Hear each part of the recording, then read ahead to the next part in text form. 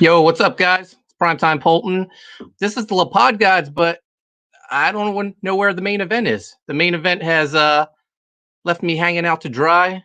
It's not the first time he's done it to me. Probably won't be the last time. Just mark my words. When La Pod Gods explode, main event will be the one going through the barbershop window. um, Phil knew about this. He asked me what time. I told him 5 p.m. Eastern, and I know he saw the link.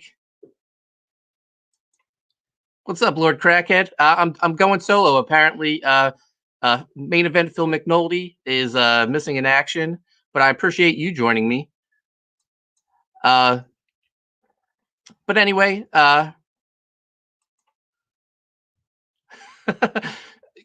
thanks, Sean. Phil is missing though. I don't know where Phil is. He knew about the show. He agreed to the time. He saw the link to the StreamYard. I know he saw it, but he's not here. But that's all right. I decided, even though we're a little late, I decided to go live. I'm going to talk about Impact Wrestling. Phil's our AEW guy, so he usually brings that information. But I figure I'll talk Impact Wrestling. But first, I thought I'd talk a little Sea Dog and Codename Killswitch, my book on Indiegogo that's killing it right now. We are so close. I'm going to share the page. We're so close to unlocking the $15,000 stretch goal, and that is where everyone gets a Neon and Rebel swimsuit issue print. Clint has just been killing it on these prints. The Neon one was a big hit with everyone. So we're doing, originally it was just going to be Rebel. Now it's Rebel and Neon. Could give people twice as many. Oh, we got a bunch of people in chat. We got Amanda B. Thank you for joining. I'm here, was going to call you late, but I guess it's not your fault. It's not my fault. It's main event McNulty's fault. And like I said, when La Pod Gods eventually explode like the Mega Powers, I will be the one who is in the right. Phil never accepts my inappropriate advances as well. Yeah. Hail Leroy. Leroy's in the chat. The moral compass is flying solo. Yeah, unfortunately. So it'd probably be a shorter show, unless we get talking about stuff. Yeah, come on, McNulty. I'm with Lord Crackhead on this one. But let's talk about Sea Dog Codename Killswitch. We are $923 away from unlocking that $15,000 stretch goal. There are 23 days left in the campaign. If you're a fan of superheroes, beautiful artwork, this book's for you. Just look at this artwork. Clint Helinski and our colorist Andrew Dahlhaus, they're just an amazing team. This is what comics look like when I was in my collecting heyday, when I was at my peak fanboy level. This page right here, this is page 1 of the book. You open this up and you see it. Yeah, I'm sold. So much going on. We got our super soldier, Soldier 7. He's downloading all his information into his headquarters database. Rest of the team is off doing their own thing. We got Tundra. We got Sea Dog. Look like he's fighting a couple guys who, very familiar looking. They might have some sort of X factor in their genes. We got Neon. She's teaming up with Rebel on an undercover mission. She doesn't look too thrilled with the assignment. Crotch Rocket's off on his own. Stormborn's off on his own, fighting a battle against his brother. This page is killer as well. We got Neon, Stormborn, and Tundra charging into action. Crotch Rocket squaring off against a new female villain. And then some black and white art. Just great stuff. This is the Babe box. This is our $200 tier. If you really want to go all in on Sea Dog and Codename Killswitch, and why wouldn't you? You get the Babe box. It comes with the 2 books from campaign 1 and all 3 books from this campaign. So 5 books total, sketches for me and Clint. Sea Dog pop socket, trading cards, mini print, everything Sea Dog and Codename Killswitch related will be in that box.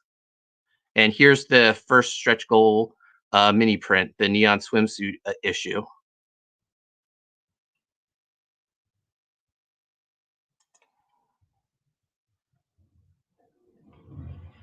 So, we got a run in. Hey. Phil McNulty, who's taking a beating in the chat. Oh. Sorry, y'all. I had some personal stuff I had to It's personal stuff I had to deal with. So I'm here, ready to rock and roll. All right. I'm going to let it slide this time, Phil. Next time you're going through the barbershop window. I know, get super kicked right through it. Yep. So I was just talking a little Sea Dog and Codename Killswitch. I'll let you know we got Lord Crackhead, we got Sean Aaron, Amanda B, Leroy, all in the chat. Oh, I know someone who's taken shots. Mr. Aaron himself. Well, he has a theory on why you're late. Oh yeah? He says you had to poop. No. I'm more open about my bowel movements. So Phil, it's been about 2 weeks since we last did this. Last week was a busy week for me. How have you been? Good. I had to, between getting grad school and work, and of course the all important Valentine's Day weekend. You can't, you gotta go above and beyond for your ladies. Am I right there, Mark? Yeah.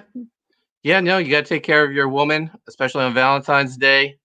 We just couldn't fit it in a show. I did a lot of streaming last week promoting Sea Dog. I'm going to do a bunch this coming week as well. We're the last 23 days of the campaign, Phil, going pretty strong, almost at $15,000. I treated myself last night. I went out. I saw some pro wrestling, live pro wrestling in Paulsboro, New Jersey. The first show of Global Syndicate Wrestling. And I have to admit, it was a pretty good show. They had a stacked lineup. Main event was Hammerstone versus Austin Aries. This is like, how long has it been since Austin Aries wrestled? Wasn't it, I think it's when he left, like when he no-sold the loss to Morrison, right? You were at that that's show, what I was thinking. You were at Austin's last go, and now you're there for his first return. Yeah, and the way he's been online, I thought he would have been the heel in this match. Fans absolutely loved him. He was the baby face in the match. He took the L though. Hammerstone, the crowd jumped out of their seats when Hammerstone hit him with the Nightmare Pendulum, his finisher. Yeah, the whole place just like jumped out of their seats. There was a lot of familiar faces on the card. Deonna Purrazzo was there. She wrestled a local talent, and she got the win when another familiar face showed up, Kimberly. She wasn't advertised. She showed up and helped Deonna Purrazzo get the victory. I was excited about that. The crowd was getting on Deonna. Someone shouted because she wasn't happy with the crowd, the chants and stuff, and someone shouted at her that she's not used to wrestling in front of people. How was it socially distance-wise? So there was only. So they said they were going to limit ticket sales to 125. I would guess there was probably only 60 people there. So I figured it would be pretty spaced out. I feel like I was seated as close to a person as if I was at, a normal show that I would have gone to a year ago. I wanted to go and I was thinking about it, but man, I'm still waiting to get vaccinated, and that's kind of been my deal. Like as soon as I get vaccinated, I'll be ready to go and do things again. But I'm still hesitant on the fence because as much as they say it's socially distance controlled, some things you just can't do it. I decided to take the risk. YOLO, Phil. You gotta do what you gotta do. It's been a full year since I saw pro wrestling. The last event I went to was Ring of Honor's, I think it was called Free for All, but it was like a fan that they did like a free show in Baltimore for fans, and that was a huge card. The Villain Enterprises was on it. Flip Gordon won a battle royal to win the #1 contendership, and that was February last year. So yeah, it's been a full year since I saw a pro wrestling show. So I had to. I took the risk. I felt safe, Phil. So that's all I'll say. Hey, if you felt safe, more power to you. It's the worry wart in me. Yeah. So we're gonna dive into Impact Wrestling. I have a hot take to start it off. You didn't watch. Did you finally watch it? I know you didn't watch it when I talked to you before. I got caught up this morning, actually. Yeah. So I am ready to rock and roll. Cool. Leroy says the CG lore of Justin Timberlake grows. That is Leroy's nickname for Sean Arendt. He calls me Jason Priestley. He thinks Sean Arendt is Justin Timberlake, which I know Sean absolutely loves. Well, Sean looks in the mirror, and then the mirror staring back at him is a little piece of his heart, aka Justin Timberlake. Yeah. So Impact Wrestling kicks off with an X Division Championship. Josh Alexander versus TJP. I'm going to say it. The X Division is back, Phil. It just took one match. It was TJP's best output in a while. This is. I think Josh Alexander. I think it was a great mix of styles. Sometimes I wish the personality levels were up a little bit more, but that's never what the X Division was built on. Yeah, no, and I feel like a big part of the reason why that I feel like the X Division's back is because Rohit Raju wasn't in the mix. I think, and especially when you have like someone like Ace Austin later in the show with Scott D'Amore, like so you can tell they're actively trying to make it, back to the way it was and bring some prestige back to it.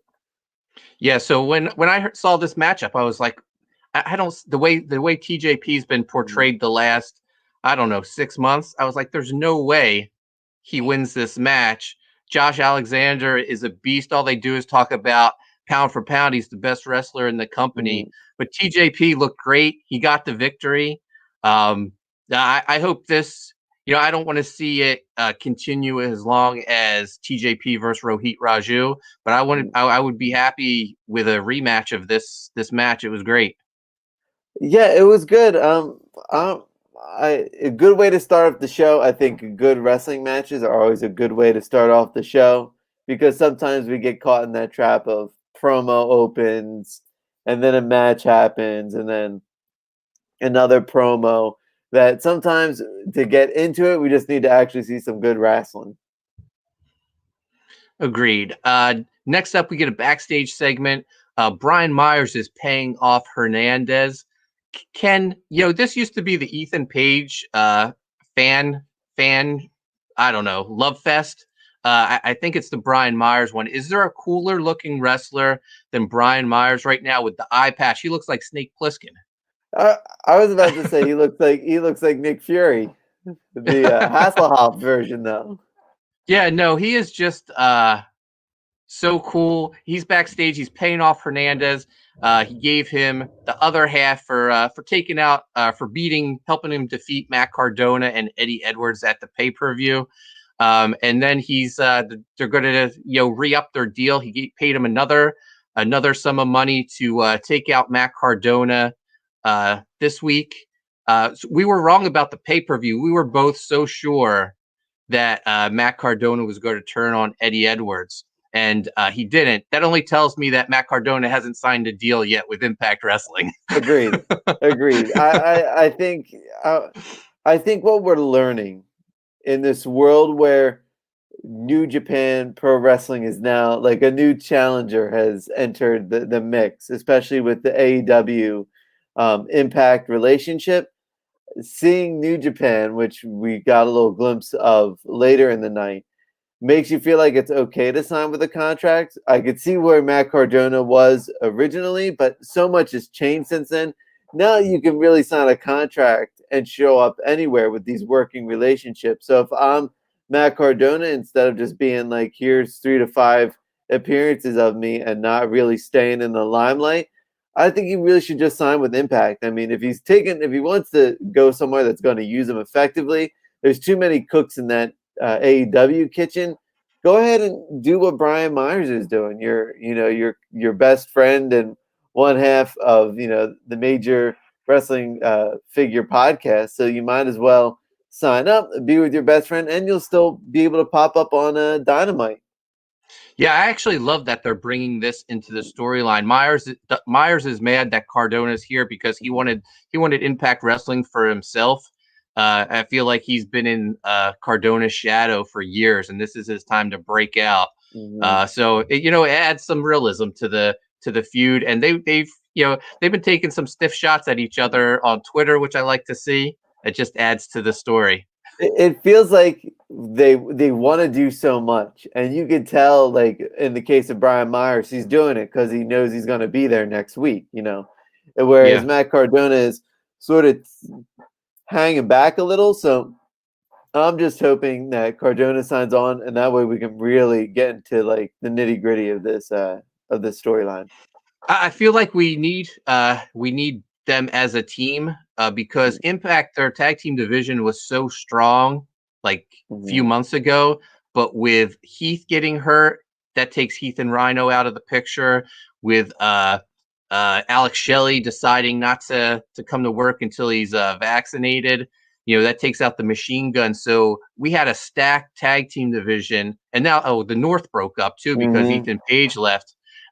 So we could use some new teams for the Good Brothers. We'll see one of the new teams later as we get further into the show. But I think a reunited Cardona and Myers would be a big addition to the show. Especially if we're not going to get that X Division like tease, and I think that's the unfortunate. If I'm gonna, here's my hot take.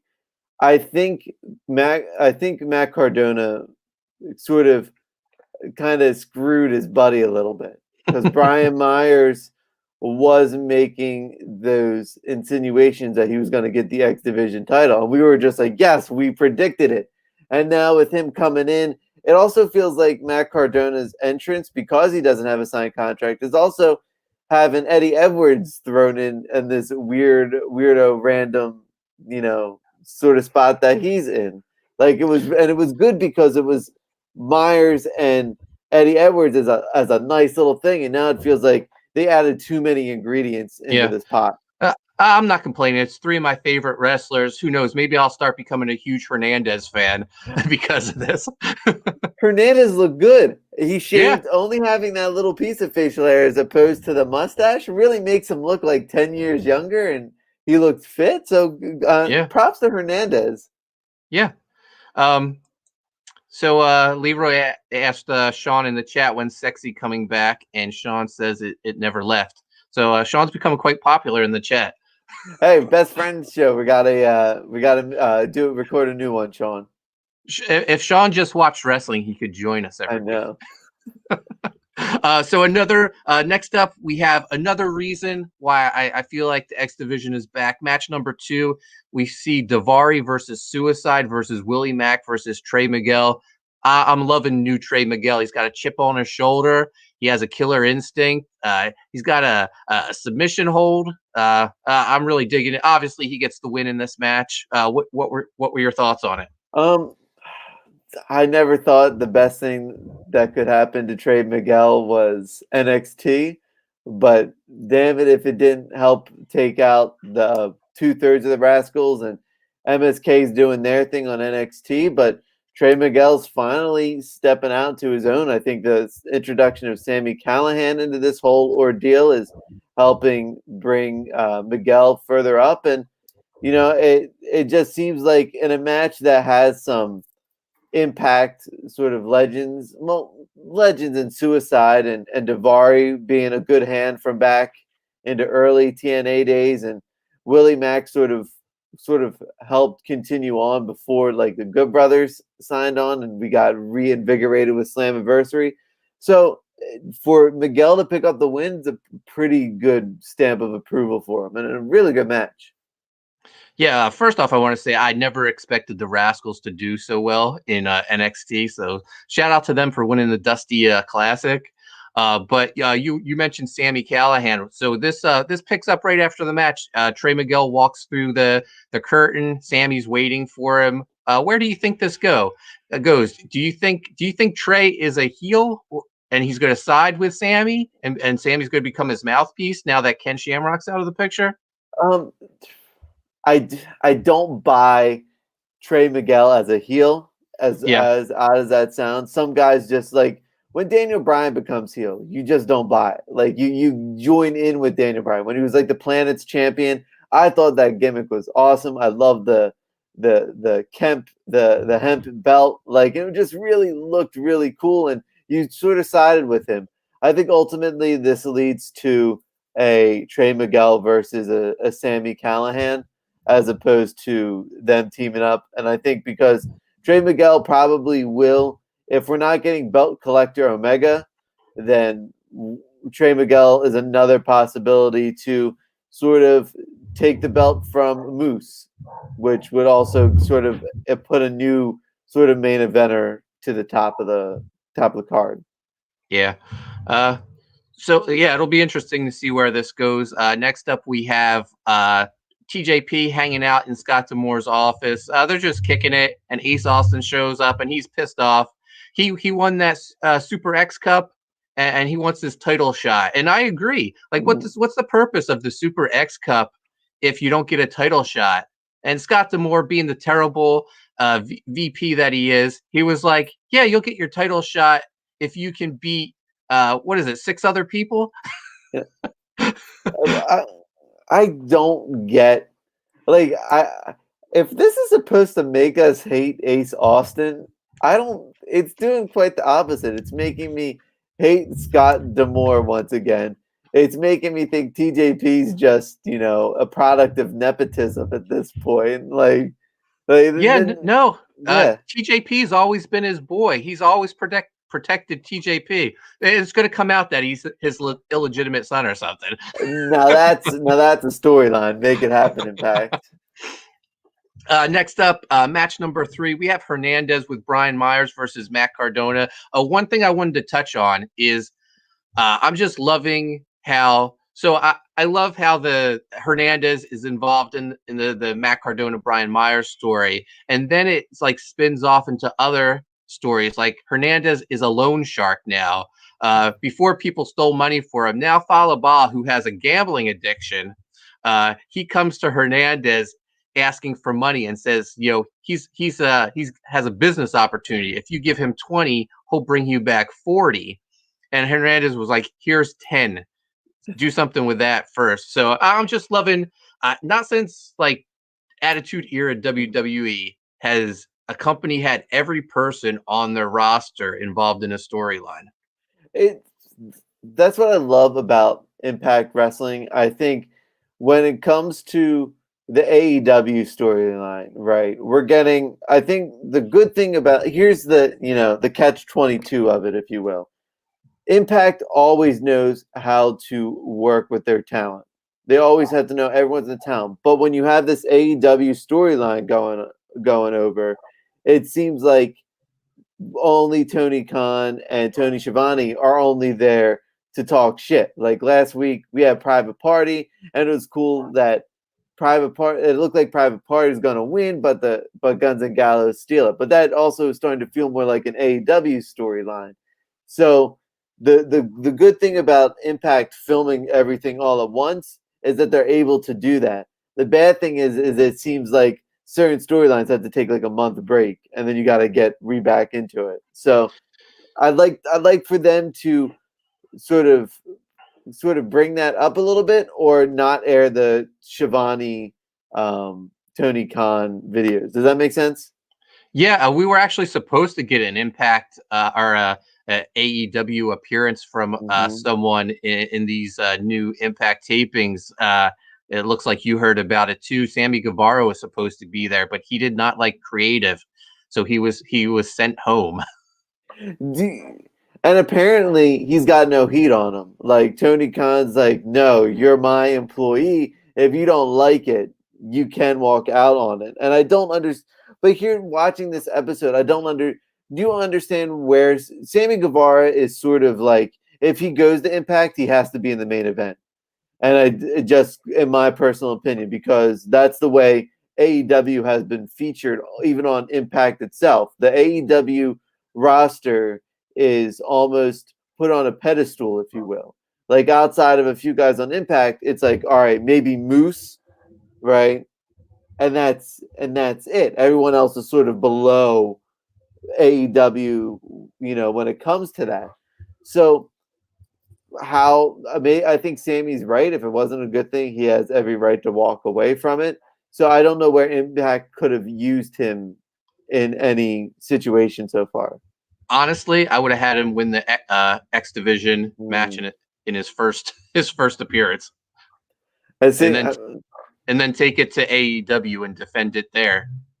Yeah, I just think it seems like there's so much storyline going on there. This may be the first hiccup we see when it comes to working relationships, is that you got to have these things planned out and cleared through the employees of the other product, because they do have the right to say no, and that's going to screw up your stuff. So maybe they have to just have both shows of creative sit down together or Zoom together and create a storyline. And I think that's ultimately what's going to happen. I think Sammy will end up eventually being on there before we see him back on Dynamite. Yeah. Impact Wrestling was built on the X Division. How big would the X Division be if Sammy Guevara won the title and took it to AEW and defended it against, like, I don't know, MJF? Yeah, it would have. That's what we need. Again, Dynamite, AEW. If you're watching, Primetime's got ideas. We got Hicks Villain in the chat. Impact wrestlers need to be AEW Dark regulars before they can touch the Dynamite roster. That's exactly right. That's great comment. That's absolutely right, Hicks Villain, because that's exactly what we were just talking about. There's AEW is put on such a pedestal that Impact, no one outside of Moose, in my opinion, can really compete at this time against that roster. So back to the Matt Cardona Hernandez match. Cardona gets the win. He and Brian Myers go back and forth on the mic, and Hernandez sneaks back in and beats down Cardona. Eddie Edwards comes out for the save. So it looks like we're still doing Cardona, Edwards against Myers and Hernandez, and I'm fine with it. Like I said, it's three of my favorite wrestlers, and if Hernandez keeps it up, Hernandez is gonna I'm gonna be a huge Hernandez mark. All right. Afterwards, we have another paid announcement. We already kind of covered it. Tony Schiavone and he's going by the Forbidden Door now. Tony Khan. I love that. He plays a great heel on Impact Wrestling, and he looks like he's having the time of his life.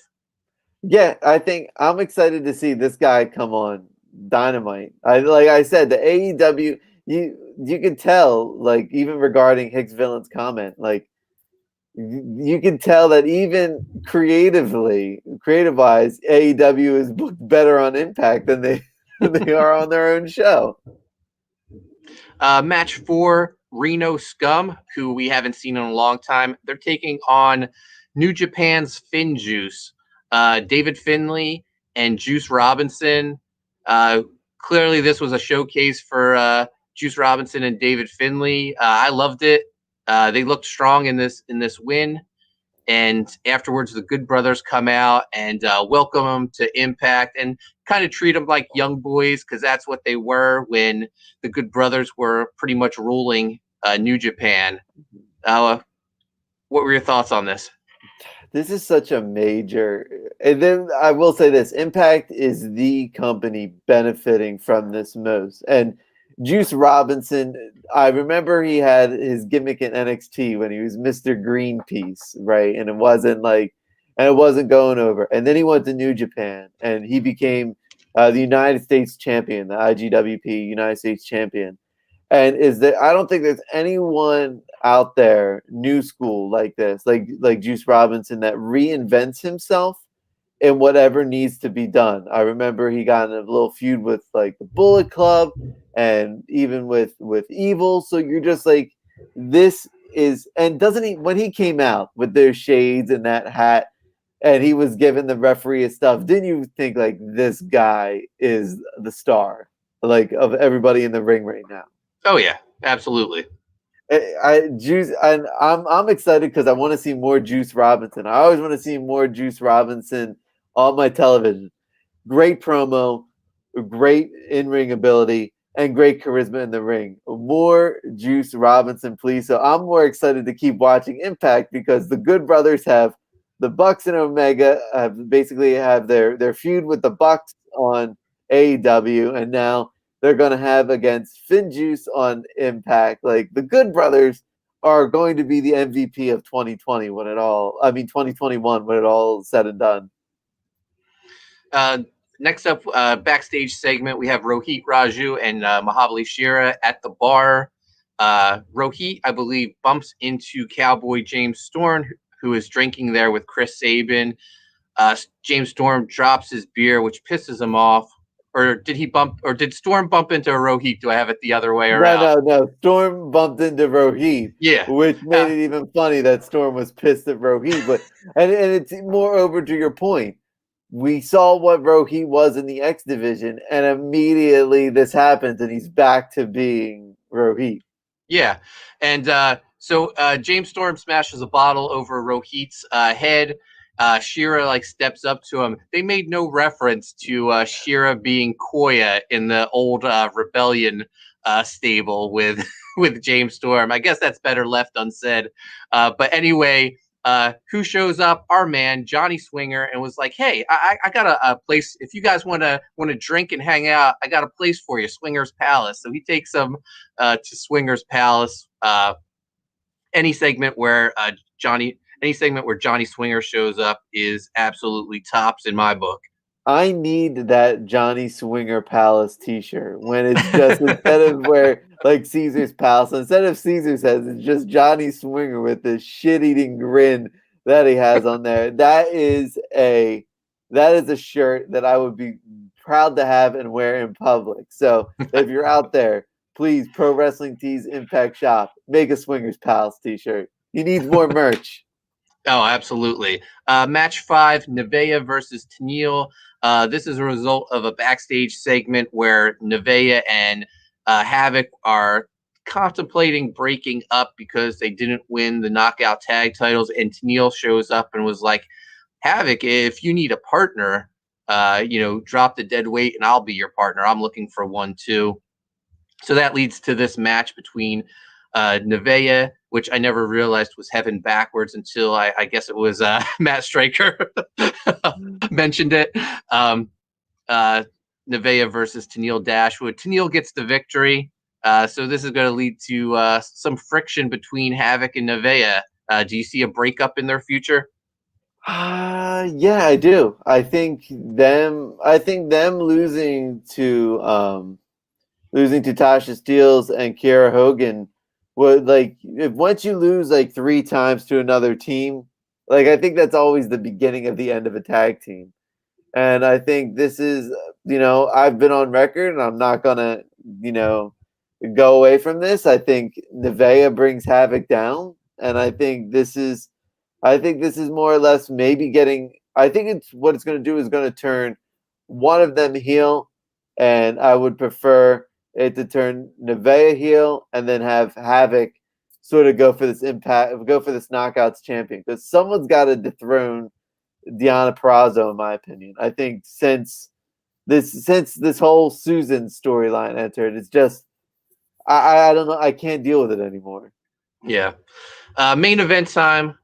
Old school rules. Tommy Dreamer versus Moose. This match was a lot of fun. They wrestled at the first pay-per-view we started watching Impact back in the summer, and Moose destroyed Tommy Dreamer back then, to the point that we were just like howling with laughter in what a squash match this was. This match was far more competitive. Tommy Dreamer's really his stock has really risen in Impact. This is one of my favorite things I've watched in wrestling this week. To be honest, I think anytime you get Moose in the ring, it's gonna be a good time. And when you put Tommy Dreamer in his hardcore old school rules matches, it's gonna be a fun time. And I think it's just reaffirming that Moose is your main event guy, and that the clock is ticking on Rich Swann's title run. Yeah, no, I'm 100% on board on a Moose title run. So that was our Impact episode. I thought they knocked it out of the park this week. Maybe the best episode of Impact we've seen. I wouldn't go that far. I still think there's Omega. There's Omega and Good Brothers beatdown episodes, and were a lot more fun.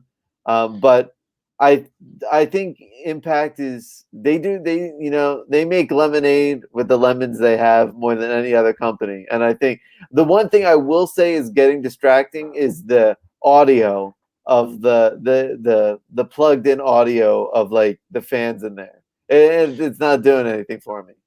I actually enjoy it. Would you agree with me though that the X Division's back or is coming back? My number one, we shouldn't have titled this "The X is Back" because now I'm excited to see who's going to take the belt from TJP and see where that leads further on. All right, it's AEW time. So AEW Dynamite coming off one of their strongest episodes. We didn't really get to talk about it, but basically, if you missed that main event between Omega and the Good Brothers against Ray Phoenix, Moxley, and Lance Archer, do yourself a favor and go back to watch that match, because that match had everything you needed in professional wrestling, in my opinion. So the Impact Dynamite coming off a strong effort starts out with Hangman Page and Matt Hardy versus the Hybrid 2, coming from assigned by Tony Khan, considering what happened last time between Matt Hardy and Hangman Page, saying that he's going to sign credits steal the money from Hangman, but it turns out he flipped the switch and gave Matt a dose of a different contract. Yeah, I really like this. I liked how Hangman had rolled up papers in his coat the week previously. Where do you think he learned that from? The rolled up papers. That comes into play because the match was what it is. What it was. It was a standard. This is a good squash match. Hybrid 2 were so off. I have to give it to Matt Hardy, because Jack Evans was missing spots and Helico whiffed on a couple kicks, and Matt Hardy was doing his best to try to solve this. And even commentary was talking about how, Matt, once you get an elbow to the face like Matt Hardy, the move may not have landed, but the impact is still there.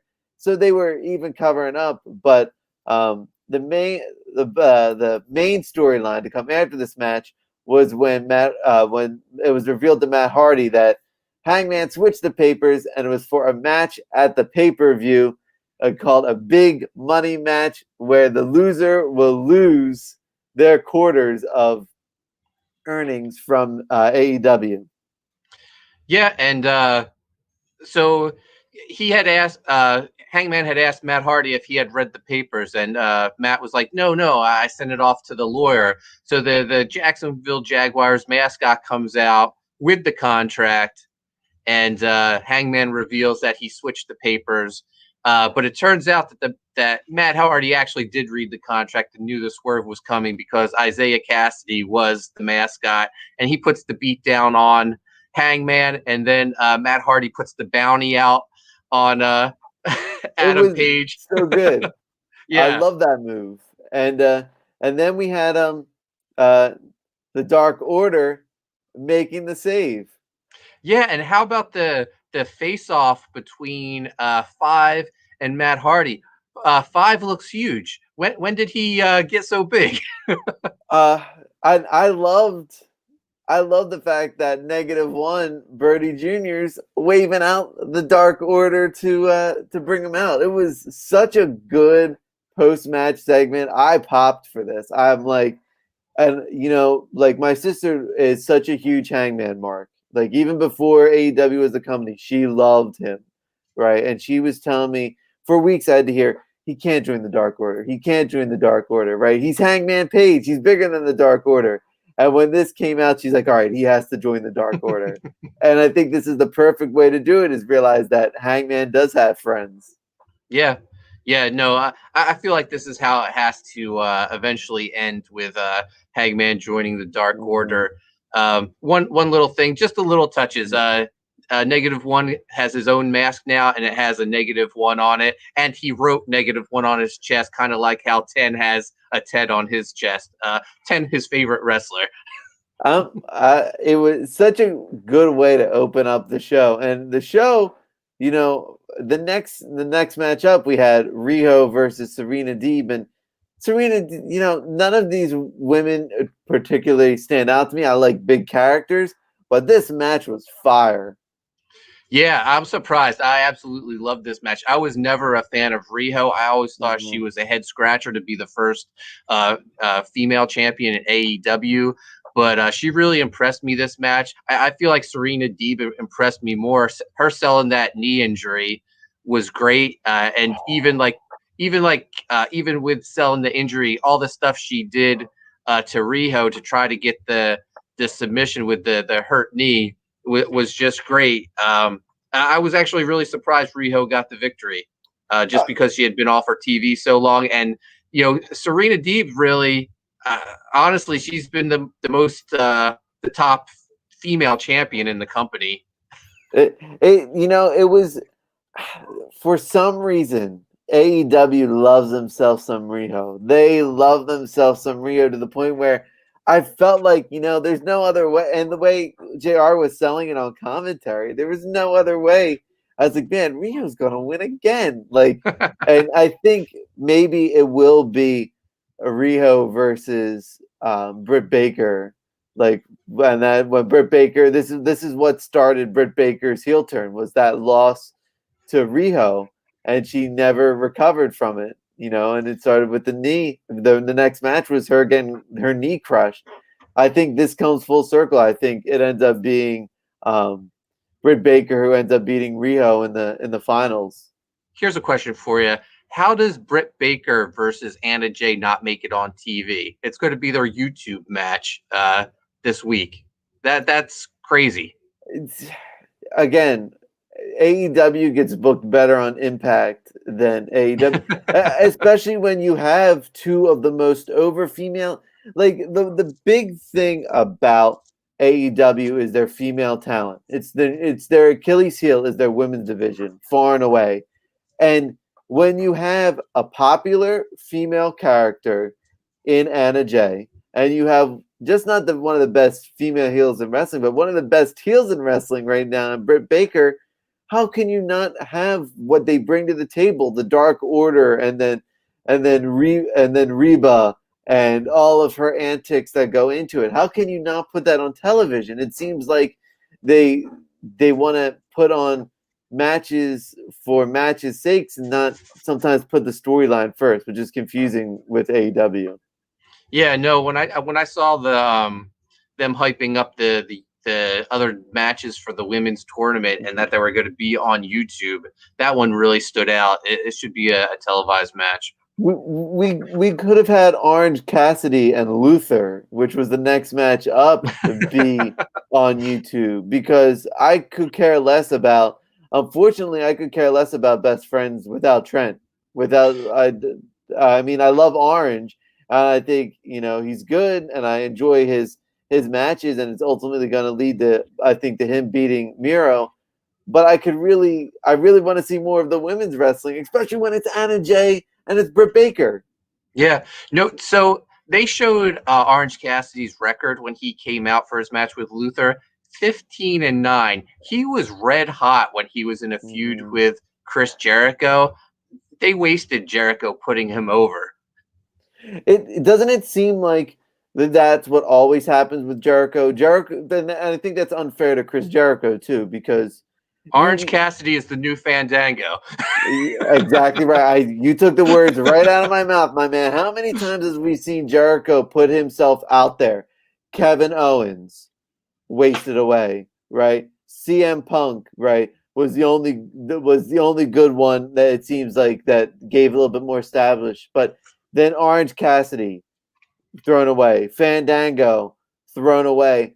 Once Jericho gives them the seal of approval, I don't understand where it goes, because it seems like even when Jericho is winning matches, he's putting guys over. Like, he put over Private Party, and you're just like, okay. And that, it seems like they went missing for a while. It wasn't until Matt Hardy picked them back up that Private Party got back on their push again. But I don't understand how you can waste someone as valuable as Jericho's wrestling expertise. It just boggles my mind. And Chuck Taylor, when he's not with Trent, he's far more entertaining as Charles the Butler.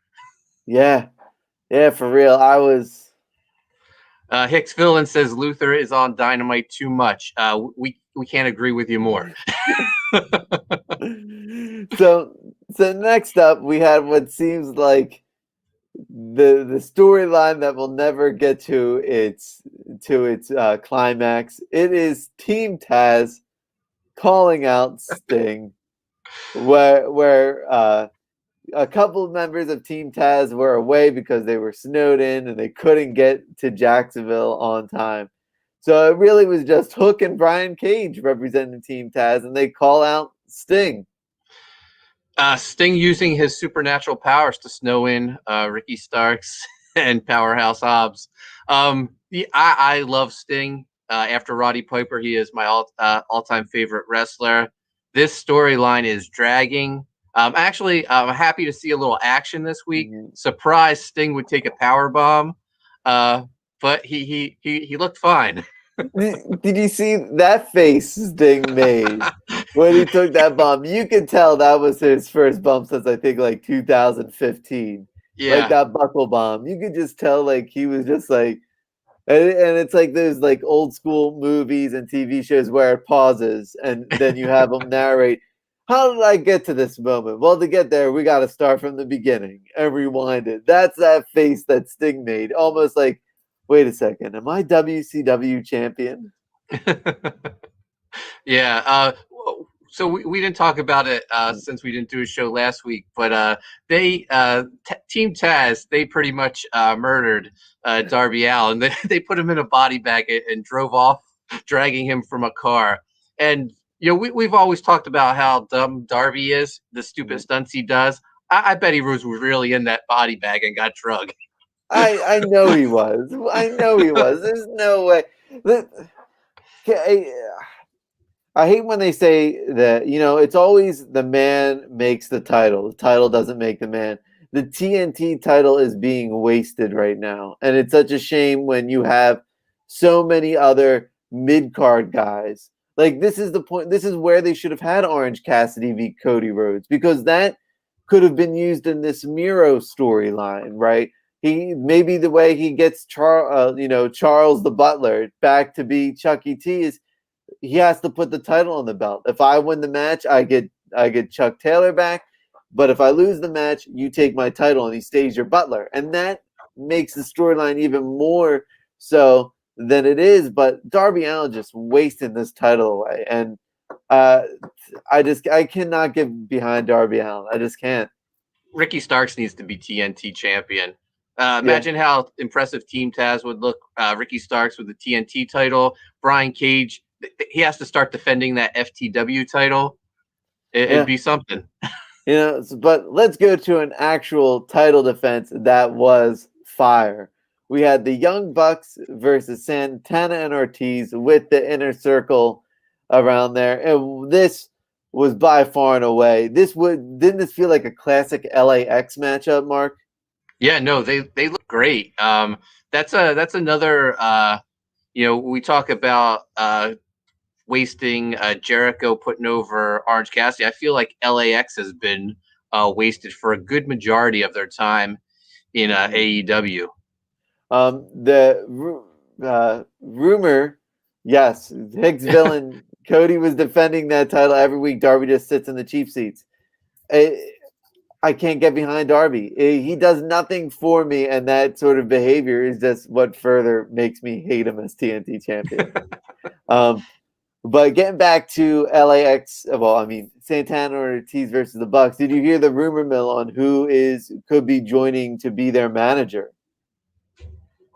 No. Zelina Vega, who was fired by the WWE for not giving up her, I think it was her like Patreon or like her OnlyFans. I forget what it was. Yeah. And so apparently the rumor is that Santana and Ortiz are the next to leave the Inner Circle, and Zelina Vega would be their manager. I could get behind that. We got Todd's Truth in the chat. Hail, Todd. Thanks for joining us, man.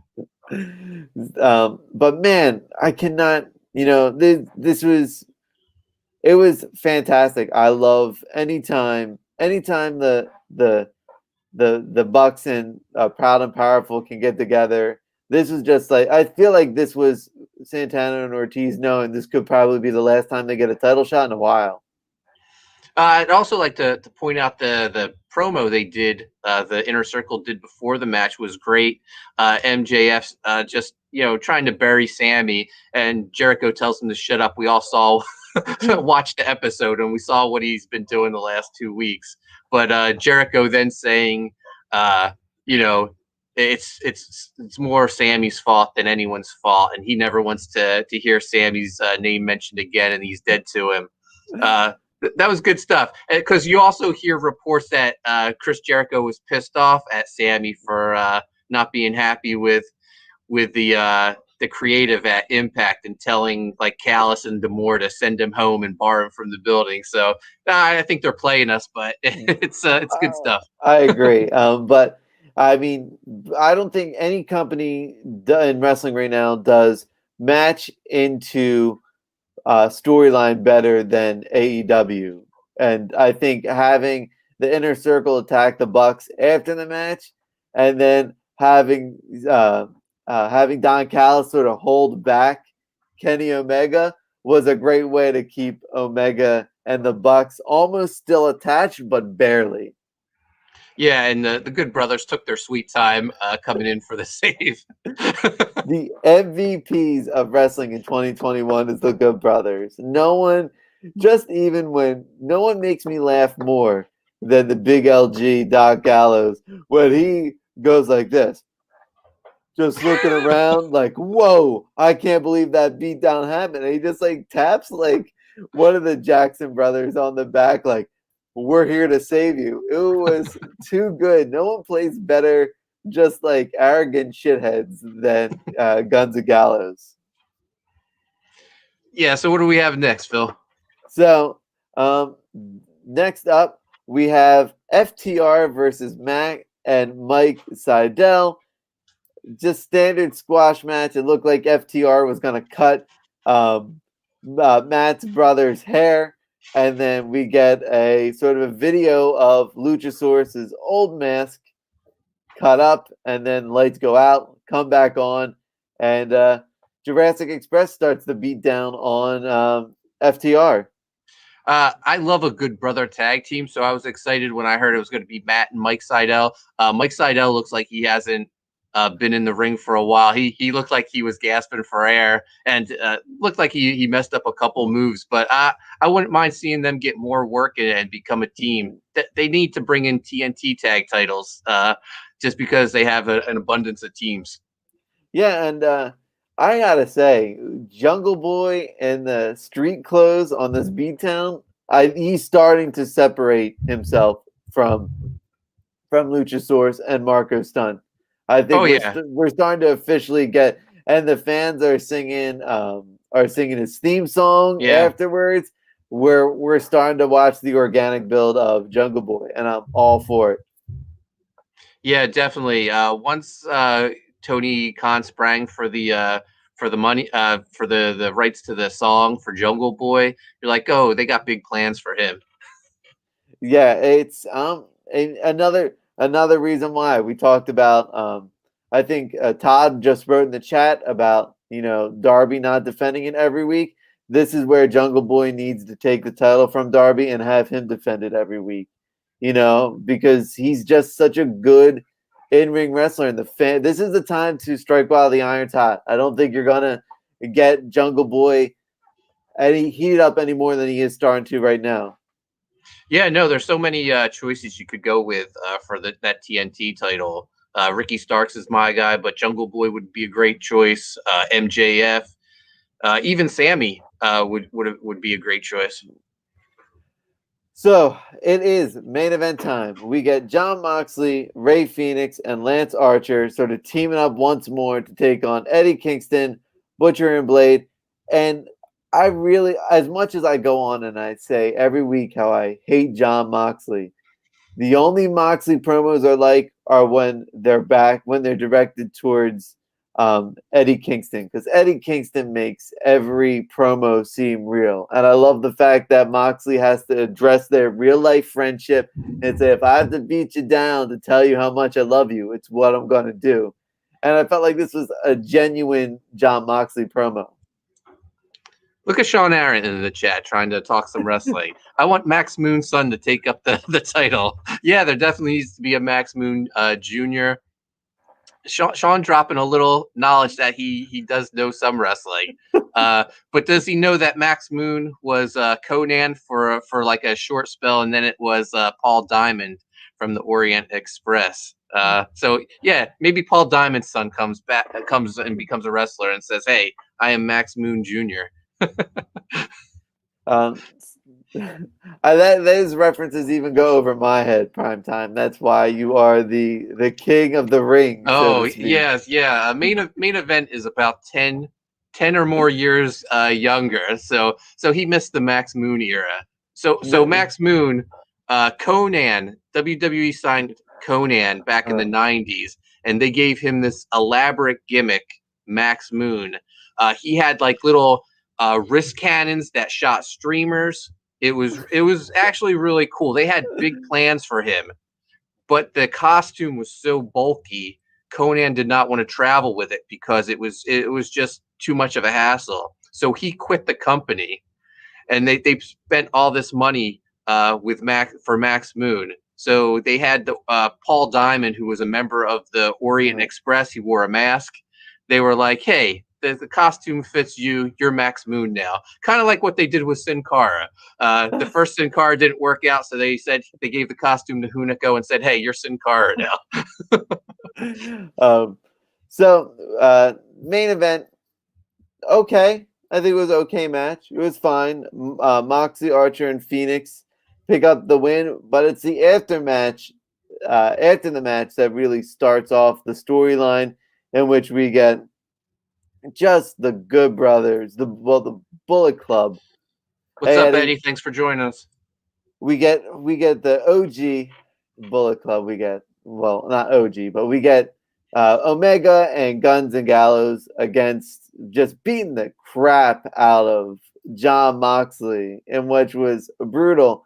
But what do you think about the announcement that Omega said what their title match was going to be? I don't even know what it is called directly. It's like a barbed wire death match or something like this. Exploding barbed wire death match. Yeah, this is gonna be awesome. This is like Terry Funk and Cactus Jack had in Japan, like way back in the day. So yeah, it's gonna be awesome.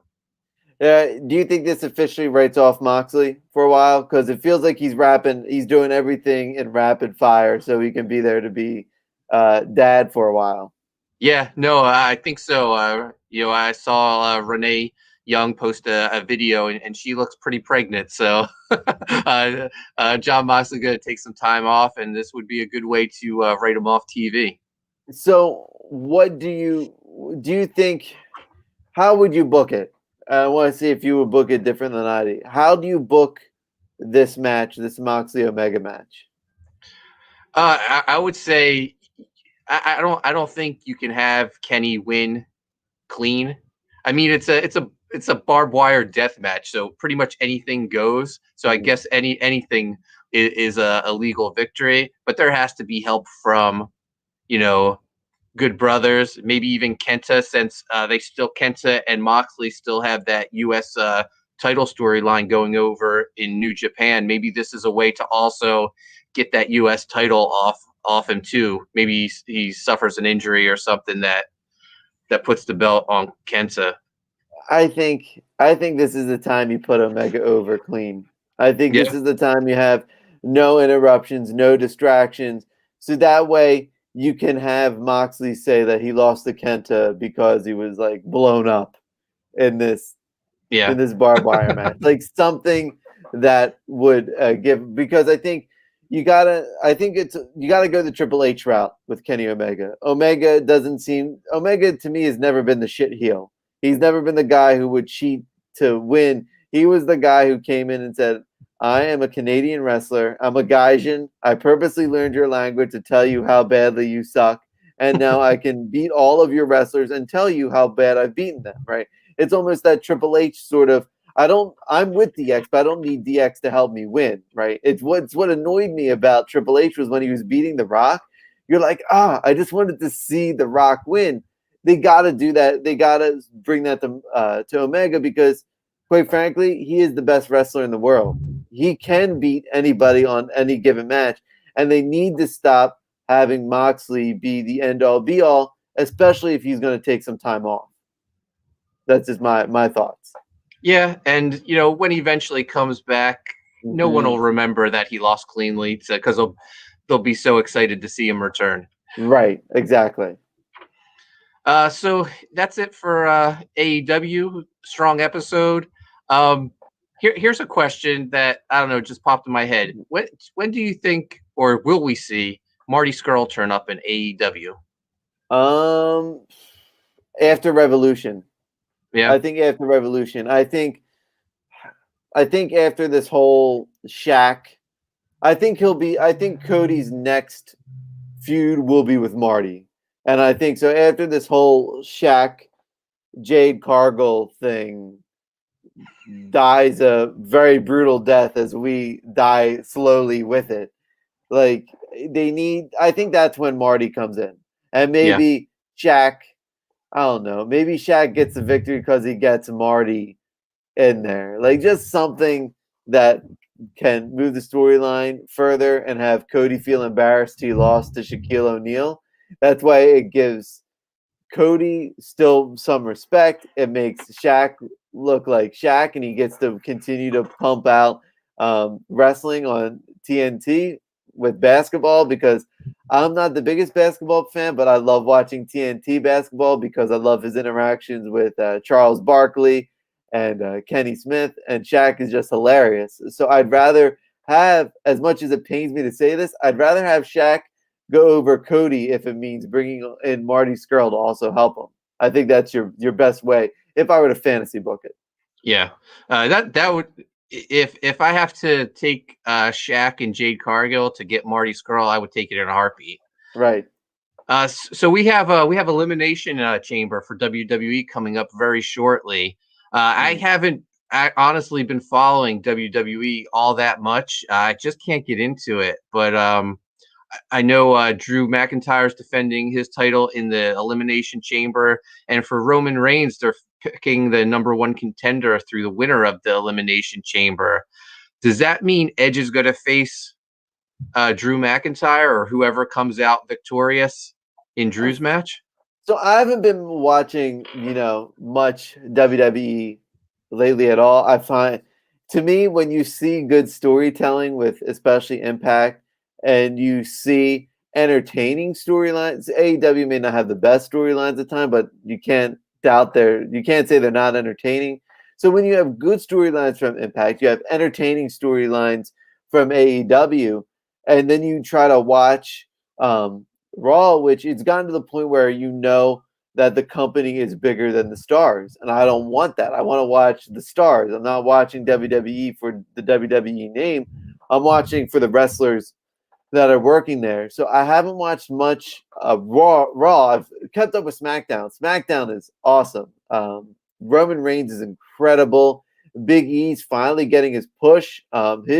They actually made Apollo Crews interesting because Nakamura's been this heel that's slowly turning face. Cesaro's getting a push. Him and Daniel Bryan seem to be working some magic together.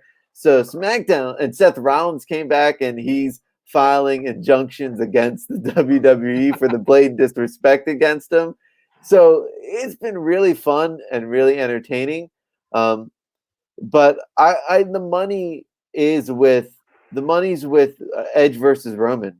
Yeah. Unless you got something else planned, the money is Edge versus Roman, especially if the scuttlebutt is true and that fans are going to be in attendance. Yeah, no, I would agree too. Before we wrap this up, we got a bunch of questions about Marty Scurll since we brought him up.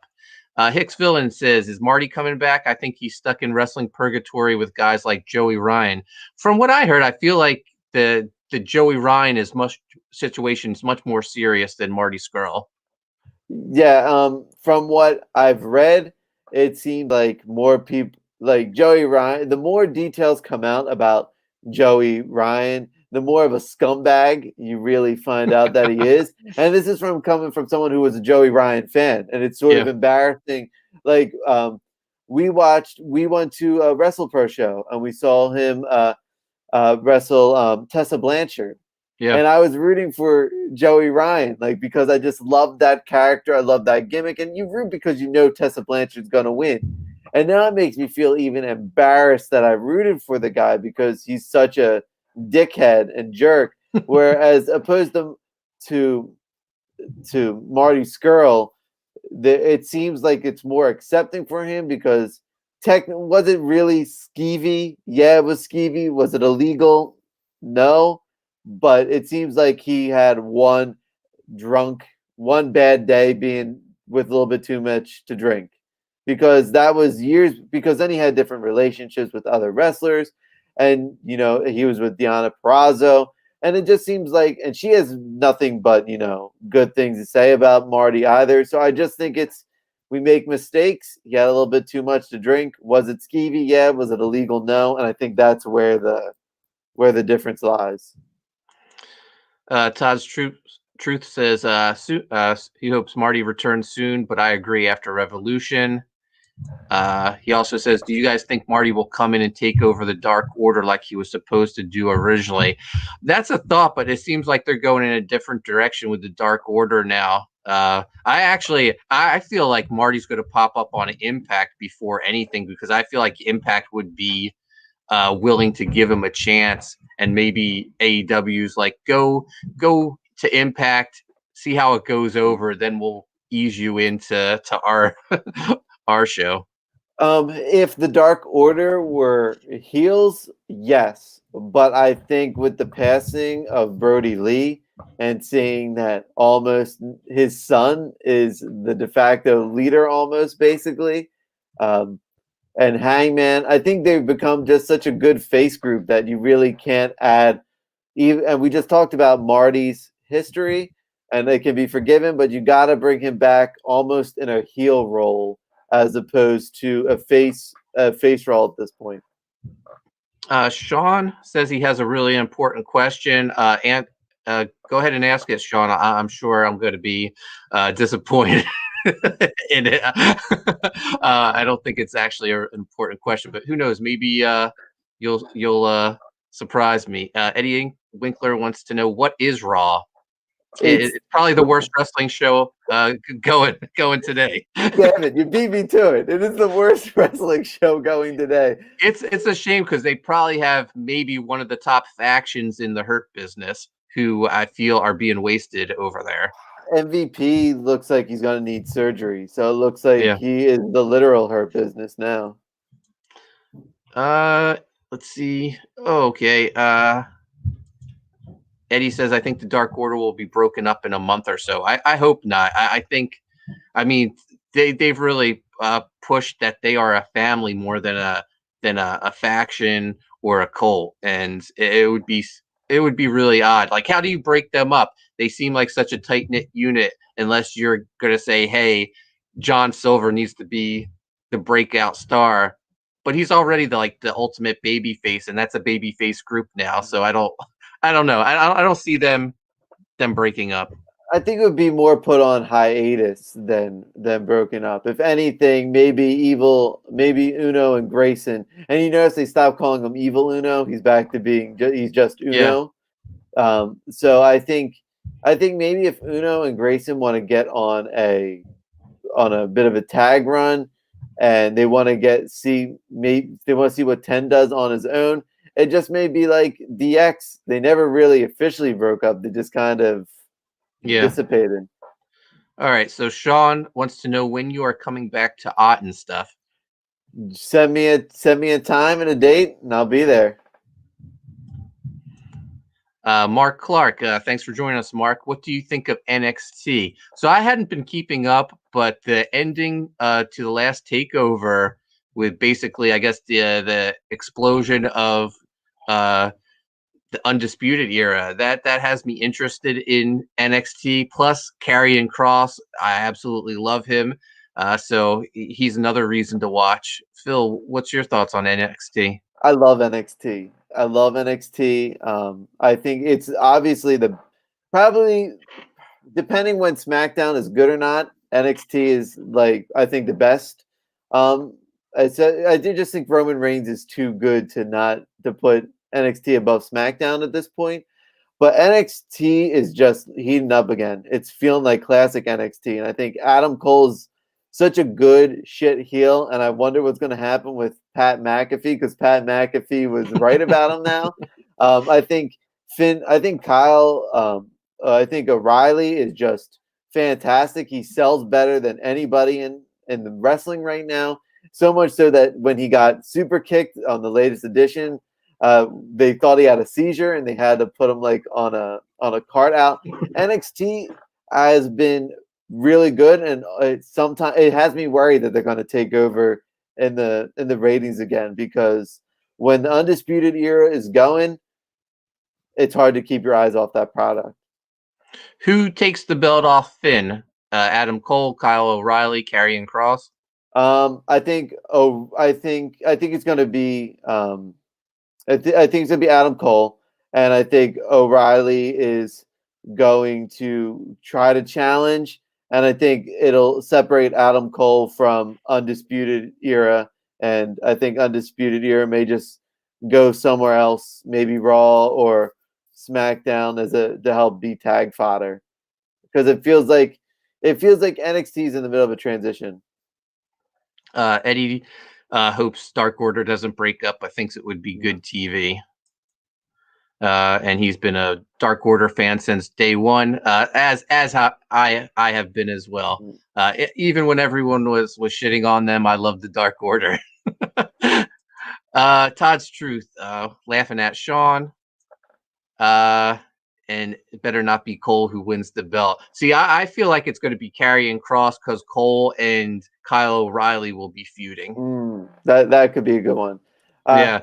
There's talk that Finn's going to defend it at WrestleMania, so it'll be interesting. I feel like at WrestleMania, if there's fans there, that entrance by Karrion Kross, we've never seen him do that entrance in front of a live audience before, except for like the NXT people.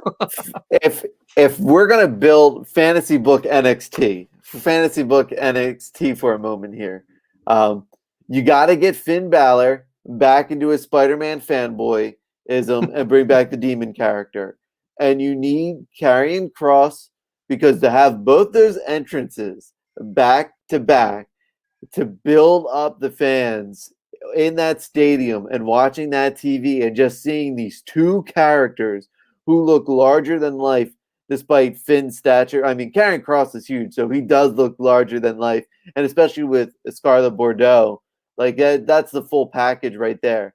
And to have Finn Balor be in that demon getup and have Karrion Kross defeat the demon as much as has the demon ever taken a straight up loss yet? I don't think so. I think it's still been very protected, so that would be awesome. If he's defending at Mania, you got to have Karrion Kross go over Finn. And you got to wait till the sun goes down before they make their entrances. There's nothing worse than a big entrance in the daylight, like poor Sting got in his one WrestleMania. Poor Sting. He got. Has there been any worse WCW legend run in WWE than Sting's? Yeah, no, I don't think so. Eddie Winkler says, "Bring back the demon." Yeah, definitely. Yeah, it's one of the best gimmicks.